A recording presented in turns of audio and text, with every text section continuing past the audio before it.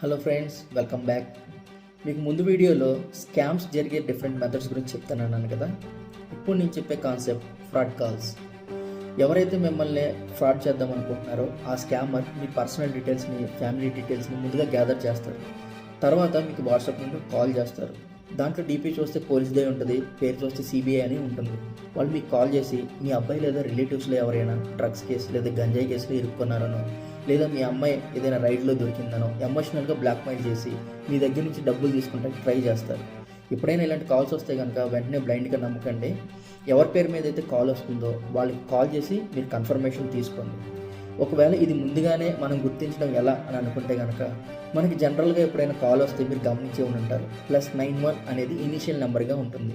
ఇది మనకి international telecommunication union ఇచ్చిన నెంబర్. ఇలా కాకుండా +9, +92, +97, రీసెంట్ డేస్లో +37 ఇలాంటి డిఫరెంట్ నెంబర్స్తో స్కామర్స్ అనేది కాల్ చేస్తున్నారు. ఇలాంటి అబ్నార్మల్ నెంబర్స్ వస్తే అంటే మేబీ వేరే ఫ్రెండ్స్ కూడా వేరే కంట్రీస్ నుంచి చేయొచ్చు.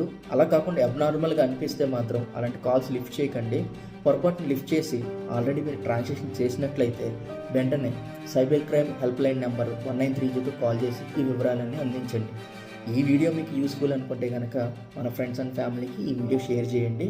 మరిన్ని అప్డేట్స్ కోసం please follow us. Thank you.